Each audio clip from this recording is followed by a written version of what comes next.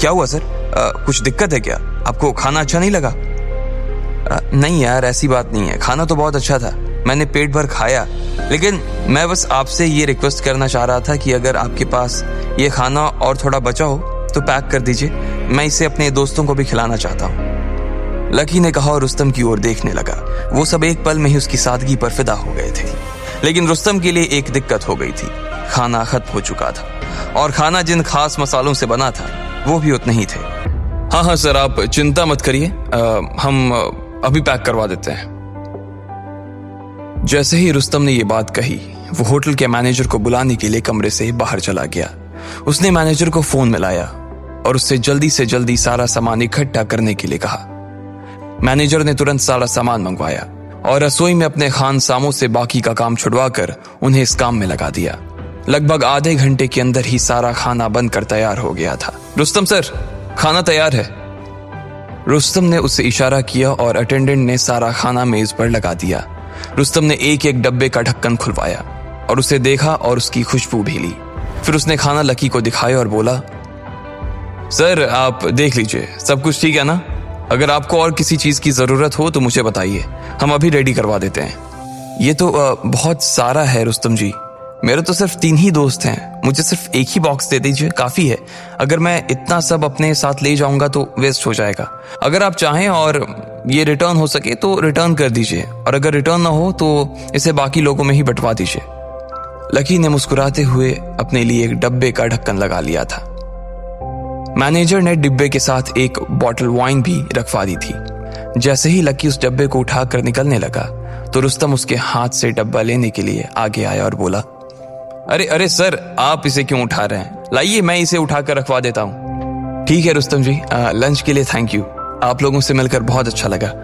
अब प्लीज आप लोग तकलीफ मत लीजिए, मैं यहाँ से अपने लिए टैक्सी ले लूंगा। सर आप टैक्सी मत लीजिए, मेरी कार यहीं खड़ी है, मैं आपको छोड़ दूंगी।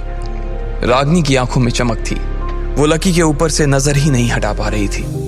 ठीक है, ऐसा भी कर सकते हैं। जैसे ही रागनी ने देखा कि बाकी लोग निकल गए हैं, वो लकी की ओर घूमी और बोली, सर आपने मेरे साथ आने के लिए हाँ कर दिया, इसके लिए बहुत बहुत thank you sir. I am really sorry sir, मुझे नहीं मालूम था कि मैंने आपके ऊपर डाउट किया, आपको इतना कुछ कह दिया, इसके लिए आप मुझे माफ कर दीजिए सर, प्लीज। अरे ये सब तुम क्या कर रही हो रागनी, इसकी कोई जरूरत नहीं है, गलती मेरी भी तो थी, मुझे तुम्हें इस तरह से लिफ्ट में देखकर तुम्हें परेशान नहीं करना चाहिए था, इसलिए माफी तो मुझे तुमसे मांगनी चाहिए। अरे नहीं सर, आप माफी क्यों मांग रहे हैं? मुझे तो बस इस बात की खुशी हो रही है कि इतने बड़े आदमी ने मुझे देखा। मुझे उम्मीद है सर कि आप मेरे रूड बिहेवियर की वजह से नाराज नहीं होंगे। अगर मैंने अपने मुंह से कुछ भी उल्टा सीधा कह दिया हो तो मुझे माफ कर दीजिएगा सर, प्लीज सर, प्लीज। अच्छा चलो ठीक है, जो हुआ उसे भूल जाओ और गाड़ी स्टार्ट करो। लकी और रागनी गाड़ी में बैठे और देखते ही देखते उनकी गाड़ी ने लकी के कॉलेज जाने वाली सड़क को पकड़ लिया था। लकी ने अपनी जेब से फोन निकाला और अमित को फोन करके पूछा, कहाँ हो तुम लोग? हम लोग अभी यही हॉस्पिटल में ही हैं, कोयल के साथ। लकी ने जैसे ही सुना कि उसके दोस्त अभी भी हॉस्पिटल में ही थे तो वो दुविधा में पड़ गया। अब उसे समझ नहीं आ रहा था कि वो खाना लेकर हॉस्टल जाए या फिर हॉस्टल आकर उनके आने का इंतजार करे। सर आपके कॉलेज ही चलना है ना? नहीं, हम लोग हॉस्पिटल चलते हैं, वहां पर मेरी एक फ्रेंड एडमिट है। ठीक है सर, फिर मैं उधर ही गाड़ी मोड़ लेती हूँ, रागनी ने कहा और गाड़ी को सिटी हॉस्पिटल की तरफ मोड़ लिया। वैसे सर अगर आप चाहें तो फिर से अपनी नजर उठाकर देख सकते हैं, मैं इस बार आपको। रागनी ने भी शर्माते हुए कहा, हाँ क्या कहा तुमने? मैंने पहले भी यही कहा था कि अगर सर की नजर मेरे ऊपर पड़ती है तो ये मेरे लिए एक बहुत बड़ी ब्लेसिंग है। उसके दिल की धड़कन उसकी जुबान से ज्यादा बोल रही थी। लकी ने फिर भी रागनी को झलक भर ही देखा था और उसका मन किया कि वो अपनी आंखों को हमेशा हमेशा के लिए रागनी के ही नाम कर दे। रागनी ने देखा कि लकी उसे अभी भी देख रहा था तो उसने गाड़ी का हॉर्न बजा दिया। जैसे ही लकी का ध्यान टूटा, रागनी ने सामने की ओर इशारा किया। लकी ने देखा कि उनकी गाड़ी हॉस्पिटल के सामने आकर खड़ी हो गई थी। ओह, तो हम पहुंच भी गए, थैंक यू। अब मैं यहां से टैक्सी ले लूंगा। फिर मिलेंगे सर, आपसे मिलकर बहुत अच्छा लगा। लकी ने उसकी ओर हाथ हिलाया और रागनी भी लकी की ओर हाथ हिलाते हुए वहां से निकल गई। रागनी की गाड़ी को विदा करने के बाद लकी हॉस्पिटल के अंदर दाखिल हो गया था।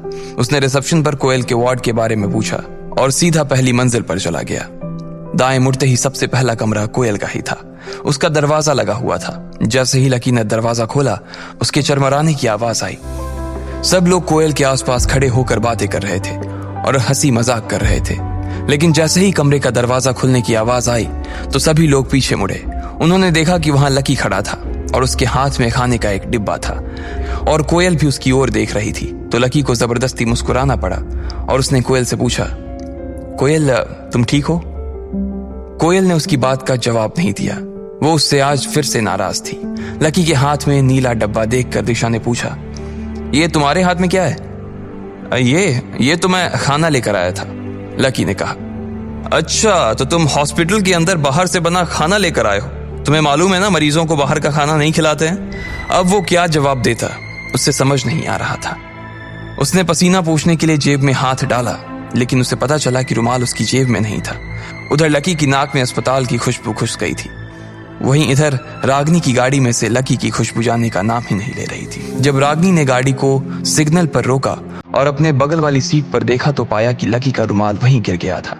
ये वही रुमाल था जिससे उसने रागनी की शर्ट पर लगा खून साफ किया था।